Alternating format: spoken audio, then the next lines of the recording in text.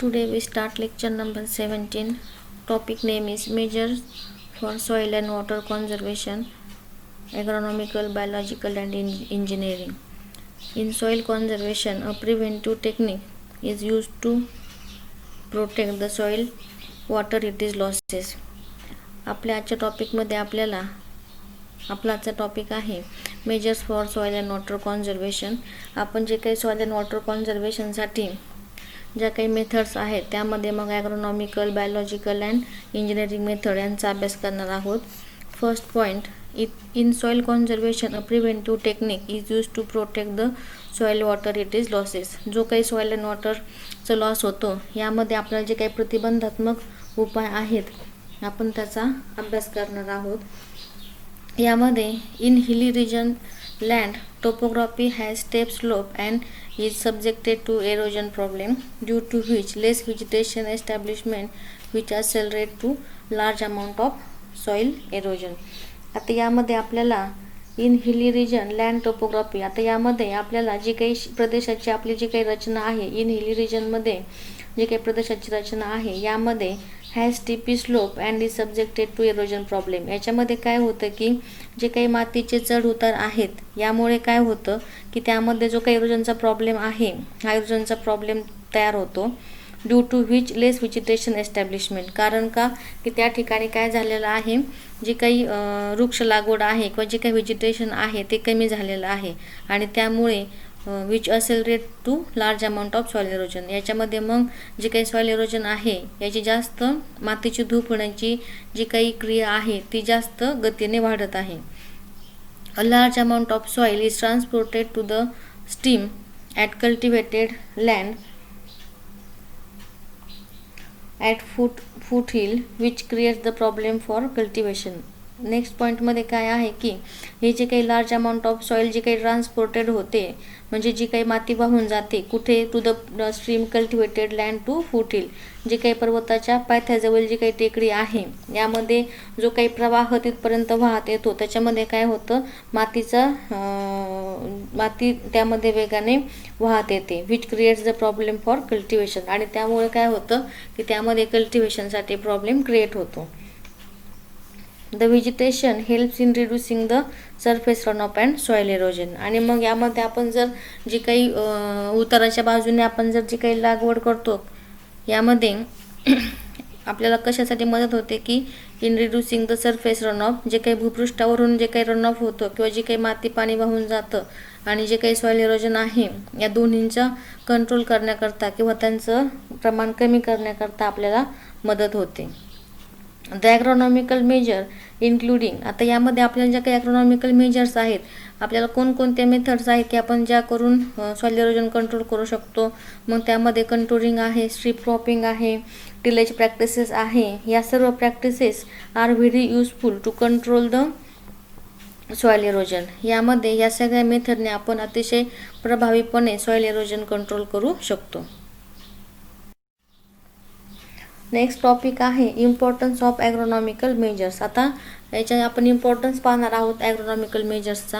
आता यामध्ये first point, agronomical measures are more economical. ही पद्धत कशी आहे, मोर इकॉनॉमिकल आहे, आर्थिकदृष्ट्या महाग आहे. This measures are long lasting and effective. परंतु ही जी काही मेथड आहे ही कशी आहे, लॉंग लास्टिंग आहे, दीर्घकाळ चालणारी आहे आणि जास्त प्रभावी आहे. नेक्स्ट पॉईंट आहे it is the first line of defence to control the soil erosion. आता यामध्ये it is the first line to defence to control the soil erosion, जे काही सॉइल एरोजन आहे हे कमी करण्याकरताचा उपयोग होतो. It is a practice of growing vegetation on a mild sloppy lands to cover than for control of erosion. आता यामध्ये जे काही कमी उताराचं किंवा जे काही सौम्य उताराच्या जमिनी आहे यांच्यावरती कव्हर करण्याकरता आपल्याला ही जे काही प्रॅक्टिसेस आहे याचा उपयोग होतो, जेणेकरून जे काही एरोजन कंट्रोल आहे तो चांगल्या रीतीने केला जातो.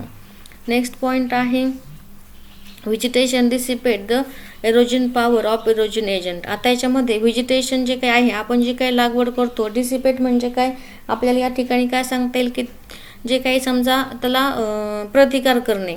आता यामध्ये समजा की प्रतिकार करणे म्हणजे आपण समजा जे काही एरोजिव्ह एजंट आहे, एरोजिव्ह एजंट म्हणजे काय की समजा खूप वारा सुटलेला आहे आणि वारा सुटल्यानंतर जे काही माती वाहून जाते आणि मग अशा प्रकारे हे जे काही एरोजिव्ह एजंट आहे यांना कंट्रोल करण्याकरता आपल्याला व्हेजिटेशनचा उपयोग होतो.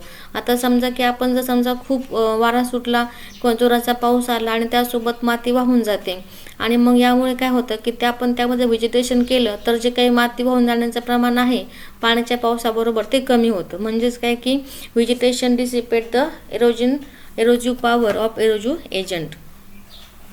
नेक्स्ट पॉईंट आहे it also enhance the infiltration rate of soil reducing the run off volume and velocity of flowing water. आता यामध्ये हे काय करतं की it also enhance the infiltration rate, जो काही इन्फिल्ट्रेशन रेट आहे किंवा जमिनीमध्ये जे काही पाणी भरण्याची क्षमता आहे ती वाढवली जाते.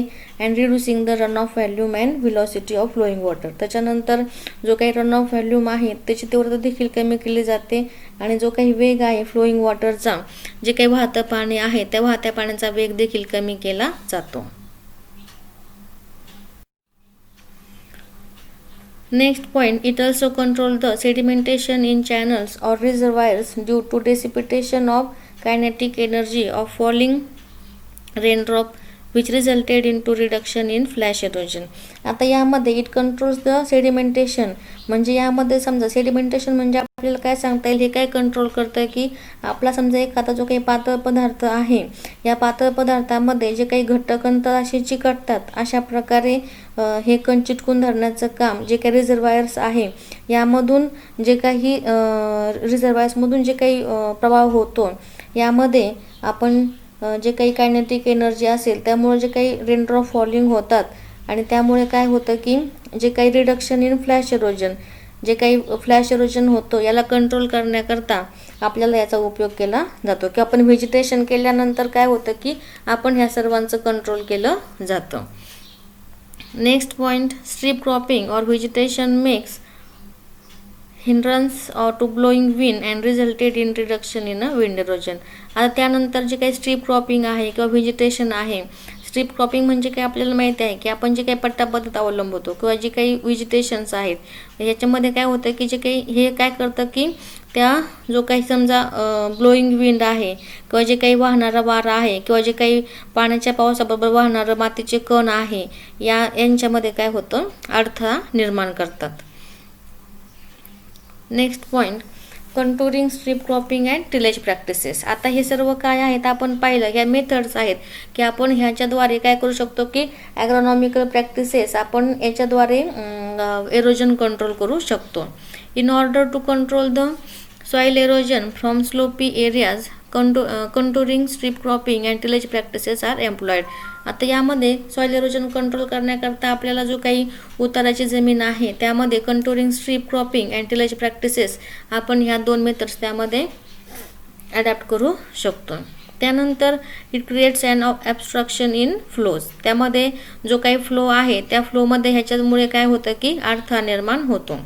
These practices are directly responsible for increasing the infiltration.